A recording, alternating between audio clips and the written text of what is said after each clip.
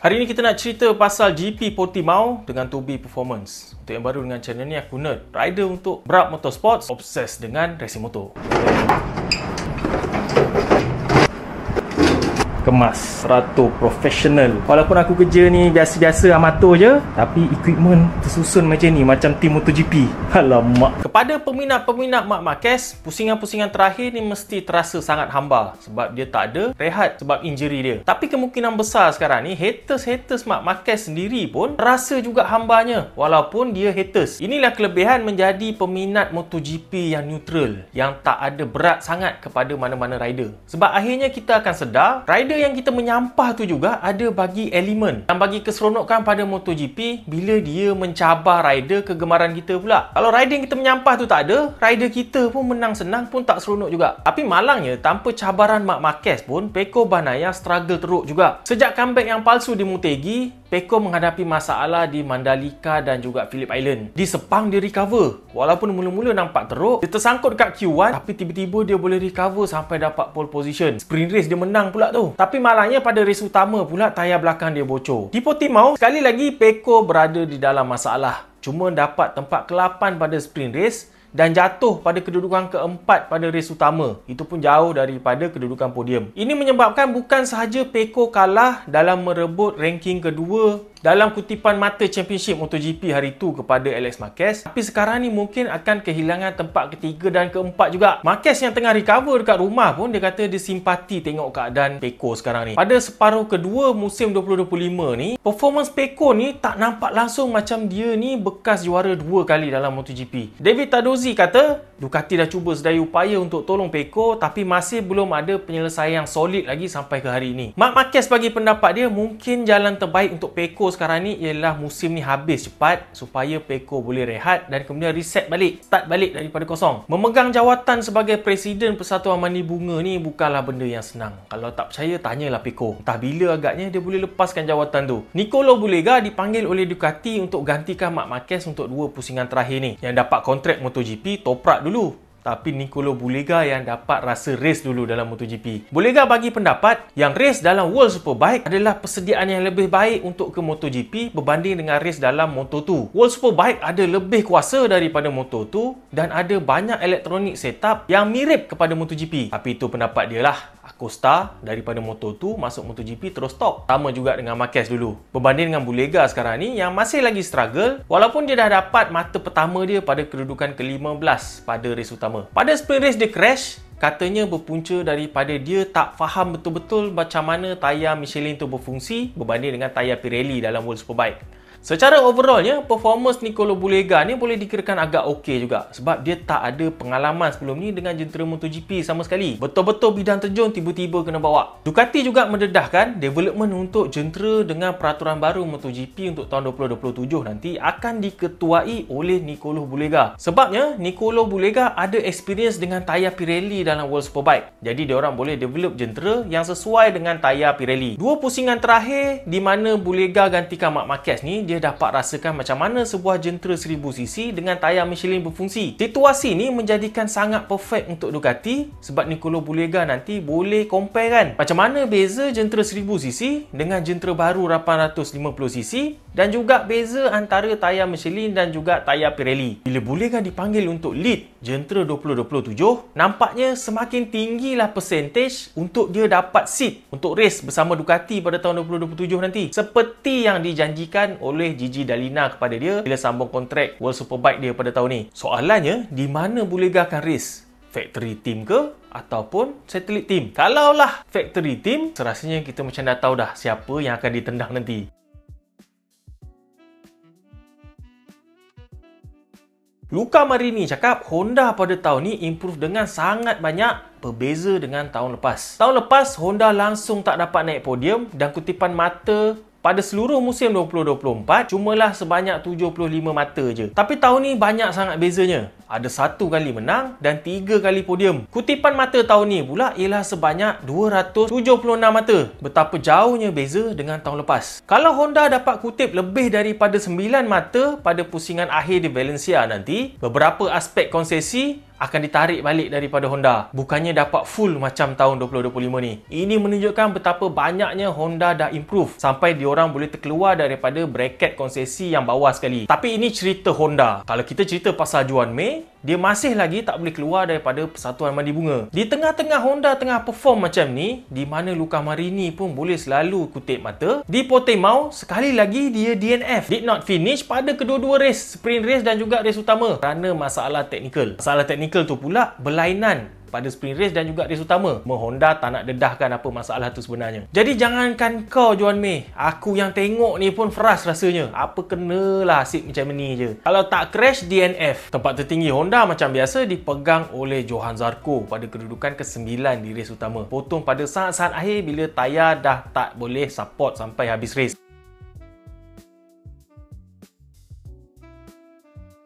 Marco Bezzecchi bolehlah dikatakan mendominasi race di Portimao ni. Dapat pole position dan juga menang pada race utama. Race dia berada pada kedudukan ketiga. Memang besar kemungkinan Marco Bezzecchi akan dapat title ketiga dalam carta kutipan mata World Championship MotoGP. Aprilia juga mengukuhkan kedudukan dia pada ranking pengeluar yang kedua di belakang Ducati. Kelebihan Aprilia ialah di trek-trek laju macam Portimao ni. Kemungkinan besar kerana faktor aerodinamik pada sebuah RSGP. Apabila trek laju, aerodinamik akan memainkan lebih peranan sebab lebih banyak downforce akan dihasilkan. Ini menjadikan aerodinamik pada sebuah RSGP menjadi benchmark untuk pengeluar-pengeluar lain. Menurut Massimo Rivola, bos kepada Aprilia, Ducati masih lagi jentera yang terbaik ketika ni. Tapi gap performance antara Ducati dengan pengeluar-pengeluar lain nampaknya semakin mengecil. Dia bukan cakap pasal jenama yang dia bawa aja Aprilia. Dia juga cakap pasal KTM dan juga Pedro Acosta berada bersama-sama di atas podium dengan sebuah Ducati. Semestinya manis untuk Marco Bezzecchi selepas dia orang struggle di Sepang. Yang menariknya, best kata dia dapat performance yang baik pada race utama ni sebab dia belajar sesuatu daripada Alex Marquez pada sprint race. Dalam masa yang sama, Alex Marquez cakap Marco Bezzecchi memang laju mustahil untuk dikejar. Kelakar sikit benda ni sebab umpamanya kalau kau dalam exam, kau score, lepas tu ada budak tu cakap kau memang pandai, orang lain tak boleh score macam kau, sedangkan engkau score sebab kau belajar daripada budak tu. Sama macam Honda, sedikit sayang pada Cam Aprilia ni sebab dikala jentera diorang tengah perform, Jorge Martin pula tengah bercuti daripada kecederaan.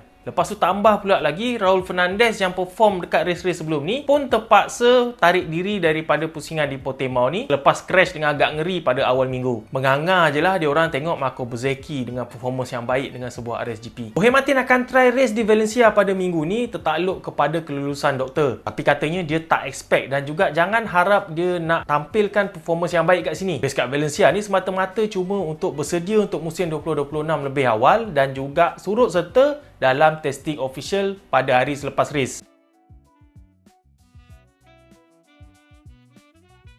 Pedro Acosta dapat tempat kedua pada sprint race dan dapat tempat ketiga pada race utama. Oleh sebab keputusan ni, dia cuma berada 3 mata je dekat belakang Pecco. Kalau Pecco teruskan prestasi buruk ni di Valencia dan Pedro Acosta pula teruskan prestasi baik macam ni, memang kedudukan keempat tu senang-senang Pedro Acosta ambil daripada Pecco. Pecco duduk dekat ranking nombor 5. Seorang bekas juara dunia 2 kali dengan sebuah factory Ducati. Acosta dapat cucuk rapat Alex Marquez ke kedua-dua race walaupun berada pada kedudukan yang berbeza. Kita tak perasan selama ni pengeluar lain pun boleh cucuk Ducati sebenarnya. Sebabnya sebelum ni ada Marc Marquez di atas Ducati yang gapkan diri dia jauh sangat daripada orang lain. Bila ada rider dan juga jentera yang perfect, contohnya Acosta dan juga KTM, diorang boleh fight dengan Ducati dengan rider yang average. Tapi adakah kerjasama antara Acosta dengan KTM ni akan dapat bertahan lama? Acosta dedahkan baru-baru ni dia ialah rider yang nakkan kemenangan. Kita memang tahu gaji rider-rider MotoGP ni semua memang tinggi. Tapi Acosta kata dia tak kisah langsung pasal duit. Sekarang ni, walaupun gaji dia dah banyak, dia tetap duduk dengan mak dia dan dia travel menggunakan van biasa-biasa je. Duit bukannya benda yang dia nak dalam MotoGP. Yang dia nak ialah menang dalam MotoGP. Tak lama daripada kenyataan ni,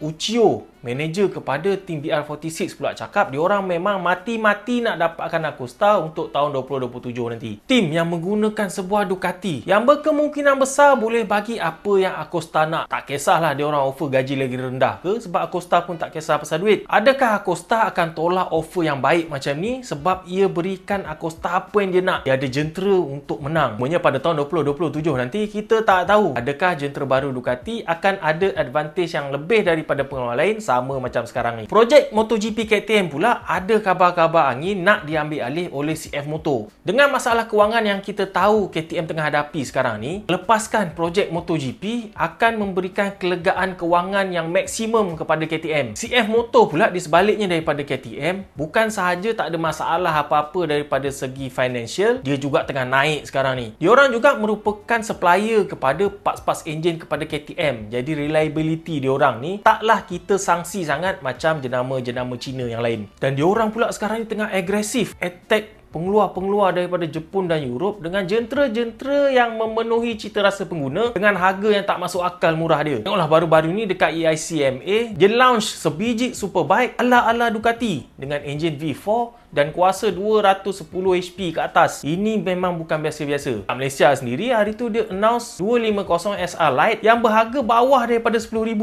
untuk sebuah jentera 250cc. Macam mana jenama lain nak lawan? Jadi kalau betul lah CF Moto ambil alih projek MotoGP daripada KTM, jadi dengan agresifnya diorang launch model-model baru macam ni, berada pada MotoGP mestilah selari dengan vision diorang untuk jadi pengeluar motor yang dikenali dalam satu dunia ni. Diorang punya level akan naik satu lagi pada peminat-peminat motorsports dalam dunia. Jadi prospek Acosta kalau dia stay dengan KTM ni, bila CF Moto ambil alih pun agak okey juga sebenarnya. Sebab dengan level kewangan CF Moto yang kukuh, development sebuah tim MotoGP tu takkan terganggu daripada segi bajet. Development sebuah RC16 tu akan jadi lebih baik lagi. Satu lagi berita baik ialah Viñales akan kembali race di Valencia ni untuk pusingan terakhir. Sama macam Jorge Martin, kita tak boleh expect dia pamerkan performance yang baik masa sebelum dia cedera hari tu. Rehat sebegini lama selalunya bagi impact kepada performance diorang.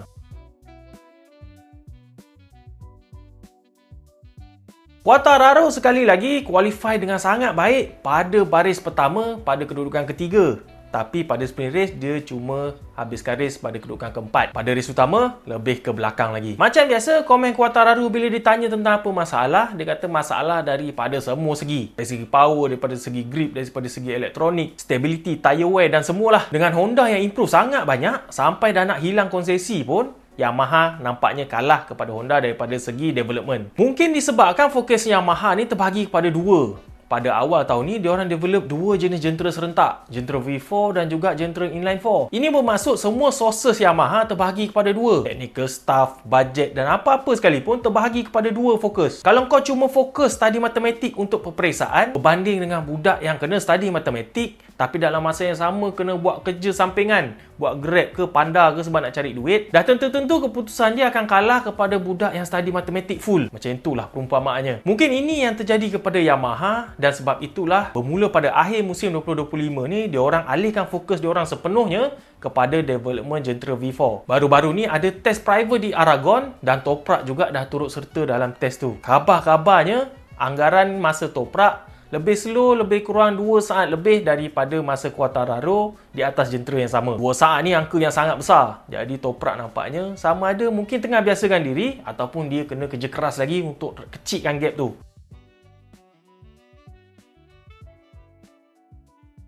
Pusingan terakhir di Valencia akan berlangsung pada hujung minggu ni. Tahun lepas tak ada race di Valencia sebab masalah banjir teruk yang berlaku. Kali ni kita kembali. Ini adalah antara Lita yang Pecco perform. Tapi tak tahulah dengan keadaan sekarang ni dia boleh perform sama juga macam ni tak. Selepas race di Valencia, MotoGP akan berakhir dan ada satu sesi testing official selepas race nanti. Itu saja video untuk kali ni. Kita jumpa lagi next video.